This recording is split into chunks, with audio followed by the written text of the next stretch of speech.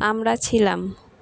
We were মানে আমরা পাস্টে কোনো কিছু ছিলাম বাট এখন নেই বলতে আমরা উই ওয়ার এর ব্যবহার হয় প্লুরাল নাউনের সঙ্গে।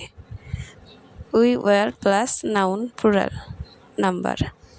কৃষক, শিল্পী, শিক্ষক, ডাক্তার মানে আমরা শিক্ষক ছিলাম, শিল্পী ছিলাম, ডাক্তার ছিলাম ফার্স্টে।